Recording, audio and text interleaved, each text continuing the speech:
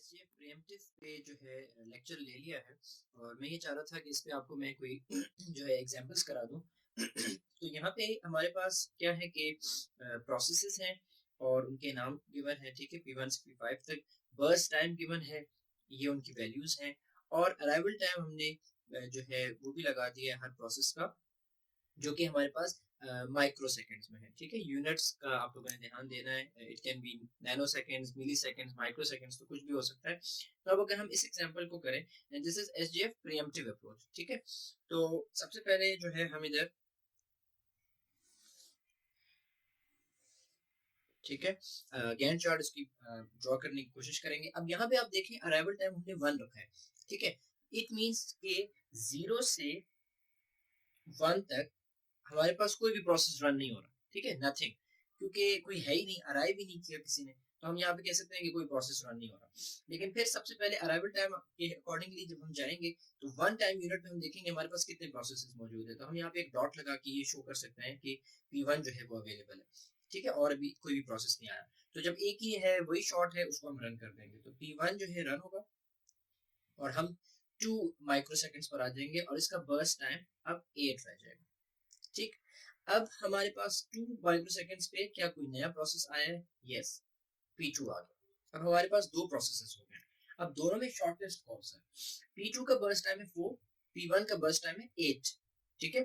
तो शॉर्टेस्ट कौन सा है? P2 है। तो हम P1 को प्रीएम्प्ट करके हटा के P2 को जो है रन कर देंगे और अगेन फॉर 1 टाइम यूनिट, ठीक है, और ये हो जाएगा 3। अब हम चेक करेंगे क्या 3 पे हमारे पास कोई नया प्रोसेस आ गया है?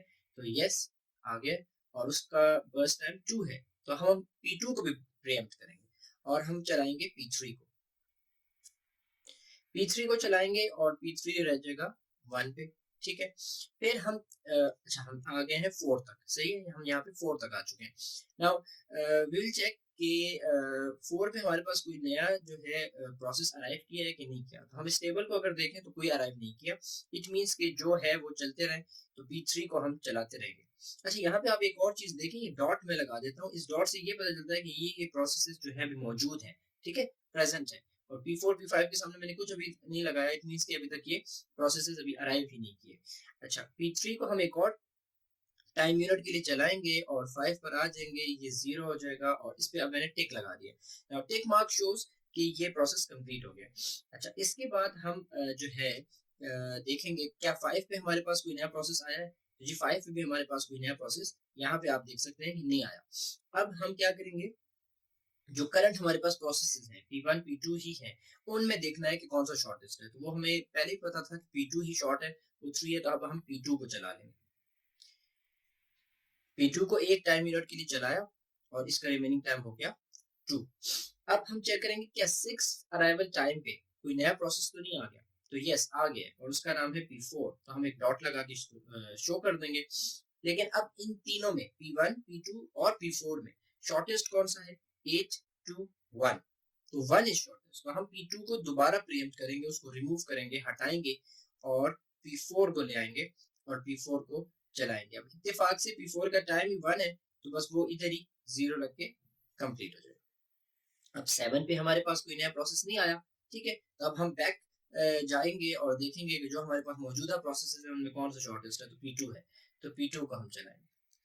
तो यहाँ पे P2 8 तक चलेगा, 1 हो जाएगा, फिर P2 दोबारा चलेगा, 9 हो जाएगा, ये हो जाएगा 0, दैट्स इट, ठीक। अच्छा अब हम देखेंगे कि हम 9 पर आ चुके हैं, 9 पे कोई नया प्रोसेस नहीं आया। अब 9 पे हमारे पास सिचुएशन इस तरह है कि सिर्फ P1 है, तो ठीक है, हम P1 को चला सकते हैं। अच्छा अब आप ये भी कर सकते हैं कि अराइवल टाइम क्योंकि 12 है, तो इतना हमें आइडिया है कि अब हम 10 पे 11 पे 12 पे मतलब 3 दफा हमें देखने की जरूरत नहीं है, हम डायरेक्टली यहाँ पे 12 भी कर सकते हैं, क्योंकि हमें आइडिया हो रहा है कि अराइवल टाइम जो है यहाँ पे 12 है, ठीक है। तो 9 से 12 हो गया 3, तो ये हो जाएगा 8 से 5। अब हम चेक करेंगे कि 12 पे हमारे पास कोई नया प्रोसेस आया है, तो जी बिल्कुल आ गया है और उसका नाम है P5।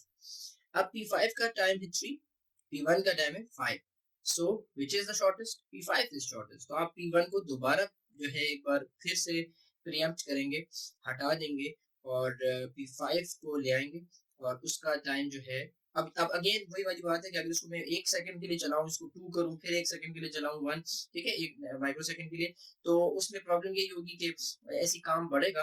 बाकी हमें आइडिया हो गया कि अब नया कोई प्रोसेस नहीं आ रहा, तो हम अब हम इसको डायरेक्टली भी कर सकते हैं। तो आप इसको लाइक दिस कर दें, 15 कर दें, क्योंकि 3 है, ये 0 हो जाएगा, ये भी कंप्लीट हो गया। अब 4 कंप्लीट हो गए, सिर्फ 1 रह गया हमारे पास, तो फिर हम इस P1 को चला देंगे। उसका कितना रिमेनिंग टाइम है, 5 है, तो ये हो जाएगा 20, तो 5 से ये भी, तो ये सारे कंप्लीट हो गए। ठीक हो गया, सब कंप्लीट हो गए। नाउ वेटिंग टाइम, अब सबका वेटिंग टाइम हमने कैलकुलेट करना है।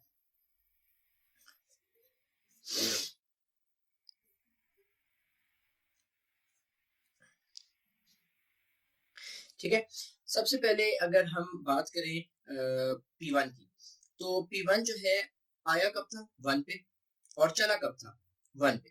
तो इनिशियली P1 ने कोई वेट नहीं किया था, ठीक है, हम 0 लिख सकते हैं।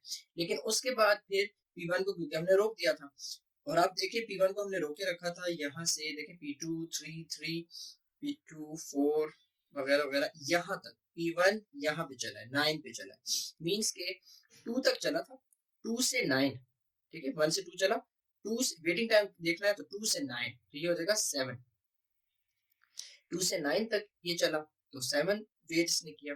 अच्छा 9 से 12 तो चला, लेकिन उसके बाद 12 से 15 इसको हमने दोबारा रोका था, तो ये 3 और ऐड करेंगे हम इसमें, ठीक। अच्छा ये टोटल हो जाएगा हमारे पास 10। P2 का वेटिंग टाइम देखते हैं, P2 ने अराइव किया था 2 पे, चला भी 2 पे, लेकिन फिर 2 से 3 तक सिर्फ चला था, फिर उसको हमने रोक दिया था। कब तक रोके रखा, 3 से 5 तक, क्योंकि 3 से 5 में हमारे पास P3 चल रहा था, तो 3 से 5 ये हो गए 2। फिर P2 को हमने चलाया था, लेकिन उसके बाद दोबारा हमने रोका था क्योंकि P4 को हमने चलाया था, तो 6 से 7 मतलब 1 मोर। फिर P2 चला और फिर चल गया, कंप्लीट हो गया, फिर दोबारा इसको हमने नहीं रोका क्योंकि कंप्लीट हो गया, तो 3। अच्छा फिर P3 का अगर हम कैलकुलेट करें वेटिंग टाइम, तो P3 आया था 3 पे, चला भी 3 पे, तो 0, और फिर वो चल गया 5 तक चल गया, और बस उसने अपना काम पूरा कर दिया, उसको आगे हमने कहीं भी रोका नहीं, वो उसने काम कंप्लीट कर लिया, तो P3 का वेटिंग टाइम 0 है। P4 सॉरी, P4 का waiting time 6, sorry arrival time 6, और चला भी वो 6 पे, ठीक है P4, तो इसका भी वेटिंग टाइम 0 है, आप देख सकते हैं। अच्छा P5 आया 12 पे और वो भी चला 12 पे ही, तो इसका भी वेटिंग टाइम हमारे पास 0 ही होगा। अच्छा अब हम इन सब वैल्यूज को अगर ऐड कर लें, तो दिस इज 10 प्लस 3 13, और हमारे पास जो है 13 प्लस 0, ठीक है, तो 13 ही आएगा, 13 डिवाइडेड बाय 5, तो इसको जो है आप सिंपल जो है डिवाइड कर सकते हैं लाइक दिस, ठीक है। अगर विदाउट कैलकुलेटर कर रहे हैं तो कोई इशू नहीं है, आप ऐसे आराम से कर सकते हैं, ठीक है। जो है पॉइंट लग गया